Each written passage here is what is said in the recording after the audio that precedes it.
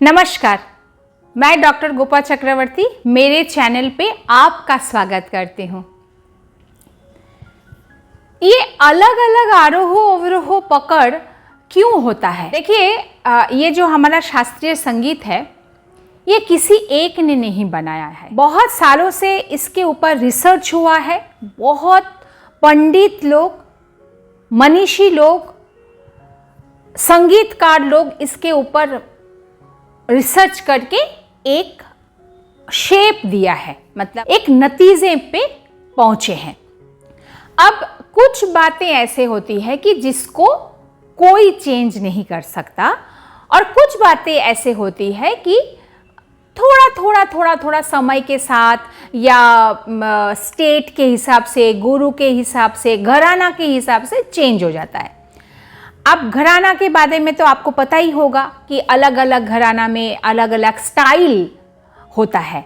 ऐसा नहीं है कि आगरा घराने में भूपाली राग में म को लिया गया है। अगर म को लेंगे तो वो दूसरा राग ही बन जाएगा। अभी पूरे वर्ल्ड में अगर कोई भूपाली राग गाएगा तो उसमें मनी वर्जित ही होगा। काफ़ी होगा तो उसमें गनी कोमल ही होगा, अगर भैरव होगा तो रेथा कोमल ही होगा।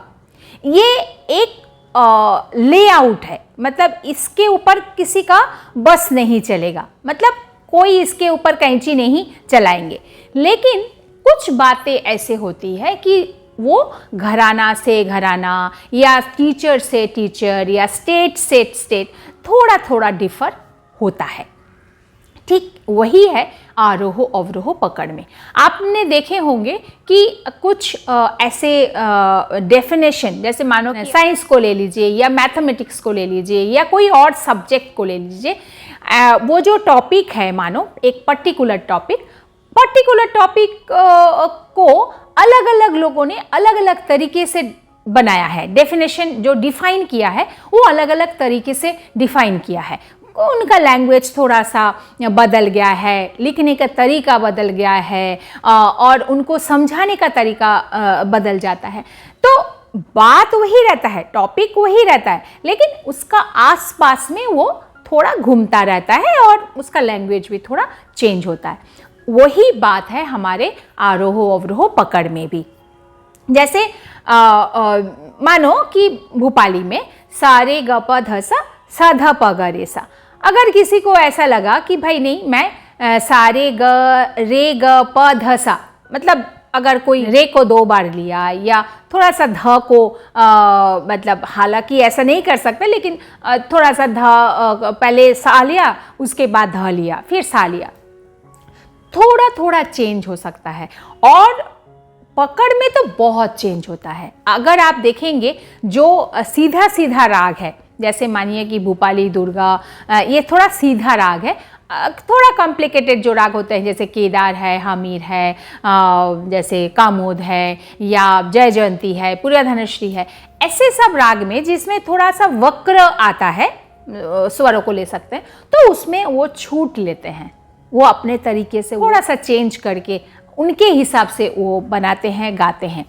पकड़ में चेंज क्यों होता है? पकड़ कुछ हद तक मतलब वो आर्टिस्ट के ऊपर डिपेंड करता है कि कैसा पकड़ लेना वो पसंद करते हैं। इसका भी एक छोटा सा लॉजिक है कि बंदिश भी अलग अलग तरीके का होता है। जैसे मानो भोपाली की बंदिश, कुछ बंदिश होते हैं कि जो थोड़ा मध्य लय में होता है, कुछ बंदिश होता है थोड़ा द्रुत लय में होता है। हाँ, कुछ बंदिश ऐसा होता है कि वो त्रिताल में होंगे, कोई बंदिश जब ताल में होंगे, तो ताल के हिसाब से भी चेंज होता है। तो जिस तरीके से बंदिश चेंज होता है उस तरीके से थोड़ा सा पकड़ भी चेंज हो सकता है। आप लोग जो संगीत सीख रहे हो, आप लोगों को ये प्रॉब्लम आता है कि भाई आपके गुरु ने एक चीज़ सिखाया और आप YouTube में मेरा वीडियोस देख रहे हैं तो मैं तो कुछ और बोल रही हूँ, या कोई और अगर बुक आपके पास आ गया है और उस बुक में आपने देखा तो बिल्कुल अलग है,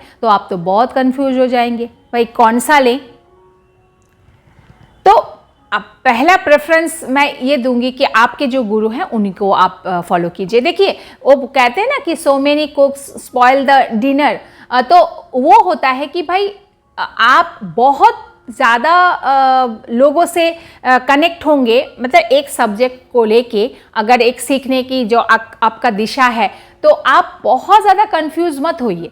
क्योंकि अगर आप किसी गुरु से सीख रहे हैं या गुरु को आप मानते हैं, आप जब गुरु चूज़ करेंगे या चयन करेंगे तो आपने सोच समझ के ही तो चयन किए होंगे ना। आपको तो पता चला कि हाँ इनमें लग रहा है कि हाँ ये वो ज्ञान है, तो आपने उनको गुरु माना। अब उनको एक बार मान लिया तो उनके ऊपर आपको विश्वास करना पड़ेगा। तो उनका कुछ अलग घराना होगा, उनका कुछ अलग स्टाइल होगा, तो उनके ऊपर आप विश्वास करके फिर आप वो जो सिखा रहे हैं, वो जिस तरीके से बोल रहे हैं वैसे ही आपको करना है। अगर आप बुक को रेफ़र कर रहे हैं, वैसे बुक से संगीत सीखना थोड़ा सा टफ होता है, क्योंकि बुक आपको एक रेफरेंस ही दे सकता है।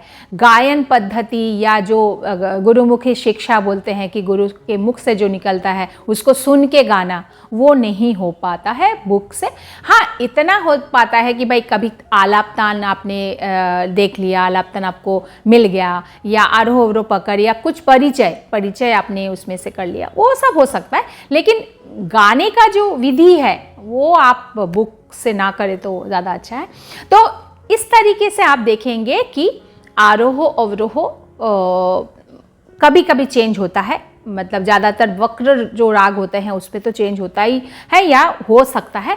पकड़ तो बहुत चेंज हो जाता है, पकड़ बहुत सारे अलग अलग तरीके से लोग लेते हैं।